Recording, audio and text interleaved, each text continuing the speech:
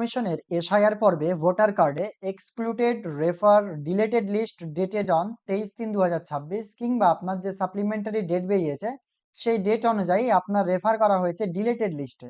Supplementary লিস্টে আপনার approved হয়নি, ডিলেট করা হয়েছে আপনার নাম। সেক্ষেত্রে আপনি ট্রাইব্যুনালে কিভাবে আপিল করবেন, যার স্পষ্ট প্রসেস আপনাদেরকে বাংলাতেই আমাদের আজকের এই গুরুত্বপূর্ণ ভিডিওতে আলোচনা করা হবে। অর্থাৎ tribunal appeal excluded refer deleted list 23/3/2026 delete কিংবা তারপরে, মানে যাদের ডিলেট হয়েছে তাদের তো ট্রাইব্যুনাল আপিলের ব্যবস্থা রেখেছে নির্বাচন কমিশন সুপ্রিম কোর্টের নির্দেশে। তবে সেই নির্দেশের পরই জুডিশিয়ালদের কাছে আপনি ট্রাইব্যুনাল আপিল করতে পারবেন। সেটা এনবিএসপি আপনার পোর্টাল থেকে কিভাবে করবেন বা voters.eci.gov.in, সেটাই আপনাকে মূলত আমাদের আজকের ভিডিওতে গুরুত্বপূর্ণ হিসেবে আপনাকে দেখানো হবে। আমরা বর্তমানে রয়েছি voters.eci.gov.in।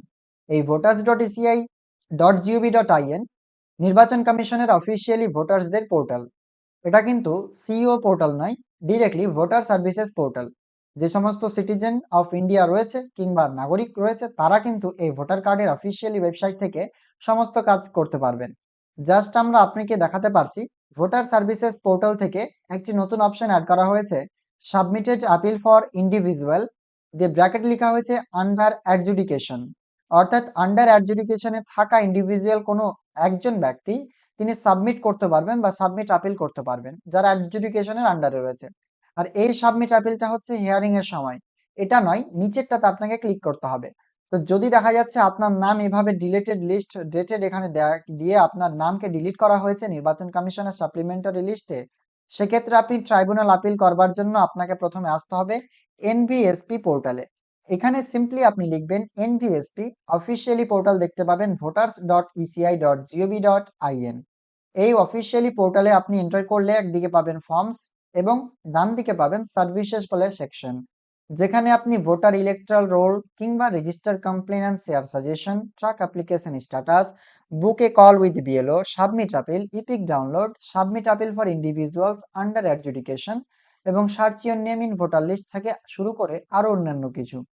আমরা ডিরেক্টলি যদি ট্রাইব্যুনালে আপিল করতে যাই সেক্ষেত্রে আমাদেরকে এই সেকশনটা বেছে নিতে হবে, যেটা সার্ভিসেসের একদম শেষ প্রান্তের দিকে রয়েছে, সার্চ ইওর নেম ভোটার লিস্টের উপরে সাবমিট আপিল ফর ইন্ডিভিজুয়ালস, যেখানে অটোমেটিক্যালি আপনার স্টেট সিলেক্ট থাকবে, কারণ আপিল বর্তমানে শুধুমাত্র ওয়েস্ট বেঙ্গলের জন্য প্রযোজ্য, কিংবা ওয়েস্ট বেঙ্গল গভর্নমেন্টের এই যে এসআইআর প্রক্রিয়া রয়েছে নির্বাচন কমিশনের, সেটা শুধুমাত্র ওয়েস্ট বেঙ্গলে এই আপিলের জন্য বৈধ, সেজন্য এখানে অটোমেটিক্যালি ডিফল্ট ওয়েস্ট বেঙ্গল।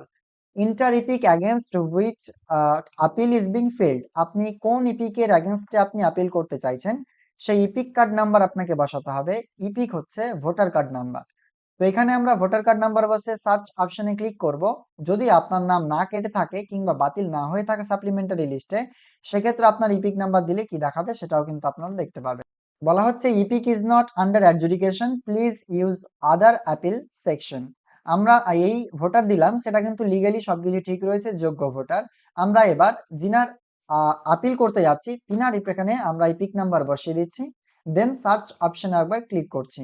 যেমনটা আপনার অনস্ক্রিনে দেখতে পাচ্ছেন, আমরা স্পষ্টভাবে দেখতে পাচ্ছি একজন উপভোক্তা কিংবা একজন অ্যাপ্লিকেন্টের কিংবা একজন সিটিজেনের আমরা এখানে জাস্ট একটা ভোটার কার্ড নাম্বার বা এপিক নাম্বার দিলাম, যেখানে আপনি দেখছেন অ্যাপিলেন্ট ডিটেলস দেখতে পাবেন এবং এখানে উপরেই নাম চলে আসবে অটো ফেচ হয়ে এই ভোটার কার্ডের এগেনস্টে। মোবাইল নাম্বার আপনারা এখানে দেখতে পাবেন, চাইলে এডিট করতে পারবেন। এখানে ইপিক কার্ড নাম্বার বসাবেন। তবে এখানে আপনারা একটা বিষয় দেখতে পাবেন যে আমরা এটা সেলফ, মানে যে আইডি তৈরি রয়েছে সেই আইডির এগেইনস্টে কিন্তু এখানে ইপিক কার্ড নাম্বারটা আমরা এখানে দেখতে পাচ্ছি। তবে এখানে এডিটটা আপনারা করে নেবেন। এখানে ইপিক নাম্বার এবং এটা ইপিক নাম্বার কিন্তু সেম হওয়া চাই। এটা যিনার আইডি থেকে করছেন সেই সেলফ এখানে লগইন করে তিনার এখানে অটোমেটিক ডিটেলস চলে আসবে। এখানে ফুল নেম এন্টার করবেন, এটাকে এডিট করে নেবেন। মোবাইল নাম্বার এডিট করতে চাইলে এডিট করতে পারেন, ইপিক কার্ড নাম্বার এডিট করতে পারেন। সাথে এখানে কিন্তু ফুল অ্যাড্রেস আপনাকে উইথ পিনকোড লিখতে বলছে, ম্যাক্সিমাম ক্যারেক্টার 250। এরপরে আমরা নিচের দিকে স্ক্রল করছি, একটা অপশন এখানে দেখতে পাচ্ছি brief facts of the appeal. আপনি আপিল করছেন, মানে আপনার টোটাল বিষয়টাকে আপনাকে বুঝিয়ে বলতে হবে ম্যাক্সিমাম 1000 ক্যারেক্টারের মধ্যে। এবং রিলিফস আউট, আপনি আবেদনের পরে যে আপনি কি চাচ্ছেন সেটা কিন্তু আপনাকে শুদ্ধ ভাষা এখানে লিখতে হবে।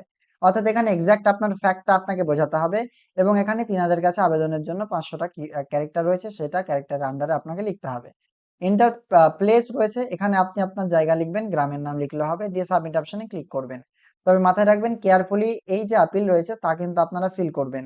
যেমনটা আমরা দেখতে পেলাম এখানে ফুল অ্যাড্রেস উইথ পিনকোড এবং ব্রিফ ফ্যাক্ট অফ আপিল এখানে আমরা দেখতে পাচ্ছি লিখতে হবে 1000 ক্যারেক্টারের মধ্যে ম্যাক্সিমাম, এবং রিলিফ শাউটস এখানে কিন্তু আপনাকে দিতে হবে আপনি কি চাচ্ছেন সেই বিষয়টা। তবে আমরা ফিল করে দিয়েছি অলরেডি, আপনাকে দেখাচ্ছি ফিল করবার পর কি করতে হচ্ছে। আমরা জাস্ট এটাকে ফিল করে নিচ্ছি, প্লেস বসিয়ে দিয়ে সাবমিট অপশন একবার ক্লিক করে দিচ্ছি। তবে মাথায় রাখবেন আপিলের পরে স্ট্যাটাস চেক পদ্ধতি রয়েছে, কিভাবে স্ট্যাটাস চেক করবেন সেটাও দেখানো হবে। আমরা ফিল করে এই সাবমিট অপশনে ক্লিক করে দিচ্ছি। আমরা ডিরেক্টলি voter.eci.gov.in এখানে ইপিক নাম্বার বসিয়ে দেবো অ্যাপিলের জন্য। যখনই বসানোর পর সার্চ অপশনে ক্লিক করব আমরা টোটাল ডিটেলস এখানে আমাদেরকে ফিল করতে বলা হচ্ছে। আমরা ডিটেলস ফিল করে দিচ্ছি, অ্যাপ্লিকেন্টের সঠিক ইনফরমেশন, মোবাইল নাম্বার এবং ইপিক কার্ড নাম্বার। এরপরে যে অ্যাড্রেস রয়েছে সেই অ্যাড্রেসটা কিন্তু আপনাকে ফিল করতে হবে উইথ পিনকোডের সাথে। অ্যাড্রেস ফিল করবার পর এখানে আপনারা দেখতে পাচ্ছেন আমরা টোটালটাই ফিল করে দিয়েছি, অর্থাৎ যে দুটো জিনিস ফিল করতে বলা হচ্ছে। এরপরে ইশাইন পোর্টালে নিয়ে যাবে, আমরা এখান থেকে ইশাইন এবং ভেরিফাই ওটিপিতে ক্লিক করে সাবমিট অপশনে ক্লিক করলাম। উই আর প্রসেসিং, এবং এখানে কিন্তু আমাদের ইশাইন কমপ্লিট হয়ে গেল এই এশায়ের পর্বের ইশাইনের জন্য। তারপরে আমাদের সামনে অলরেডি অ্যাকনোলেজমেন্ট স্লিপ বেরিয়ে গেল। জাস্ট আমরা অ্যাকনোলেজমেন্ট স্লিপে ক্লিক করব এবং আমাদের সামনে দেখতে পাবেন অলরেডি অ্যাকনোলেজমেন্ট স্লিপটা বেরিয়ে গেল ভোটার কার্ডের এই আপিলের পরবর্তীতে। অবশেষে যদি আপনার সাবমিট হয়ে যায় আপিল, সেক্ষেত্রে আপনি সেম ইপিক নাম্বার দিলে দেখাবে appeal already submitted for epic number. এই ইপিক নাম্বারের এগেইনস্টে অলরেডি আপিল কিন্তু সাবমিট হয়ে গেছে। আপিল হয়ে যাওয়ার পর এখানে অপশন আপনারা পেয়ে যাবেন সমস্ত ট্রাক আপিল এবং truck appeal for individuals under adjudication. এখান থেকে আপনাকে চেক করতে হবে। আমরা জাস্ট ভোটার ডাউনলোডের উপরে অপশনটিতে ক্লিক করব, এখানে ইপিক নাম্বার কিংবা এখানে আপিল আইডি দিতে হবে, এবং এখানে আমরা দেখতে পাচ্ছি ইপিক নাম্বারটা এখানে যদি বসিয়ে দিই সার্চ অপশনে ক্লিক করে আমরা স্ট্যাটাস দেখতে পাবো। একবার দেখিয়ে দিচ্ছি আপনাদের। অন স্ক্রিনে দেখতে পাচ্ছেন আমরা একটি ইপিল এখানে অলরেডি দেখতে পাচ্ছি, যেটা কিন্তু সিরিয়াল নাম্বার, অ্যাপিল আইডি এবং অ্যাপিল এগেইনস্ট ইপিক নাম্বার, কোন ইপিকের আন্ডারে বা এগেইনস্টে অ্যাপিল হয়েছে, সাথে এখানে লঞ্চ ডেট অ্যান্ড টাইম, কত টাইমে আমরা এটা অ্যাপিল লঞ্চ করলাম, এবং status sheet submitted by citizen এটা দেখাচ্ছে।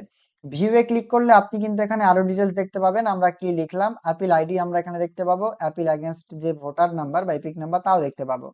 সাথে এখানে আমরা যে কেওয়াইসি করলাম সেই ইশাইন ডাউনলোড কপি করবার জন্য আরেকটি অপশন দেওয়া হয়েছে। এবং আমরা ডেসক্রিপশনে কি লিখলাম এখানে স্পষ্ট দেখতে পাচ্ছেন, I respectfully submit that my name has been wrongly excluded from the electoral roll, although my personal details included my name, epic and address are correctly mentioned and duly provided। মানে আমাদের তথ্য অসঙ্গতি যা রয়েছে কিংবা আমাদের নাম যে কাটা হয়েছে তা ফ্যাক্ট অনুসারে আমরা কিন্তু স্পষ্ট নির্বাচন কমিশনের আধিকারিক থেকে শুরু করে সরাসরি জুডিশিয়াল অফিসার এবং যে আন্ডার অ্যাডজুডিকেশনের যিনারা অফিসিয়ালস ছিলেন তাদেরকে আমরা এইভাবে বোঝালাম ফ্যাক্টটা, এবং আপিলও করলাম, যার আপিল আইডি এবং এগেইনস্ট এপিক নাম্বার আমরা এখানে পেয়ে গেলাম। সাবমিটেড বাই সিটিজেন স্ট্যাটাস রয়েছে, পরবর্তী অ্যাকশন টেকেন যতক্ষণ না হচ্ছে ততক্ষণ স্ট্যাটাস আপডেট হবে না। ফার্স্ট স্ট্যাটাস হচ্ছে সাবমিটেড বাই সিটিজেন। এখানে আপনারা অ্যাকনোলেজমেন্ট স্লিপটা ডাউনলোড করতে পারবেন এই ইশাইন ডক থেকে, কিংবা তার আগেই যে প্রথমে আপনাকে ডাউনলোড করে দেখালাম সেটাও কিন্তু করতে পারেন। কি কি করলেন, কোন এগেইনস্টে করলেন, কত তারিখে করলেন, টোটাল ইনফরমেশন, সাথে কিন্তু অ্যাকনোলেজমেন্ট অফ আপিল সাবমিটেড এর একটা কপি পাবেন। সেই কপিটা আপনার কাছে রাখবেন, কারণ এটা অনলাইন প্রক্রিয়া, আপনার ডিরেক্টলি অনলাইন থেকে স্ট্যাটাস চেক করা যাবে। আপিল করার খুব সহজ পদ্ধতি আপনাকে দেখালাম। এবার কি করবেন, আপিলের পর আপনারা স্ট্যাটাস চেক করতে থাকবেন নেক্সট স্ট্যাটাসের জন্য। হতে পারে আগামী 15 দিনের মধ্যে আপনার স্ট্যাটাস আপডেট হবে, অ্যাকসেপ্ট কিংবা রিজেক্ট বা পরবর্তী কোনো রকম যদি আসে, সেক্ষেত্রে আপনি স্ট্যাটাস কিংবা ডিরেক্টলি আপনার মোবাইলে এসএমএস এর মাধ্যমে দেখতে পাবেন। যখনই আপনি আপিল সাবমিট করবেন আপনার রেজিস্টার্ড মোবাইল নাম্বারে আপনাকে এসএমএস করা হবে সাকসেসফুলি সাবমিটেড এর সাথে, কিন্তু আপনার একটা অ্যাকনোলেজমেন্ট কপি পাবেন, সেটা কিন্তু সরাসরি এখান থেকে ডাউনলোড করে আপনারা দেখতে পাবেন।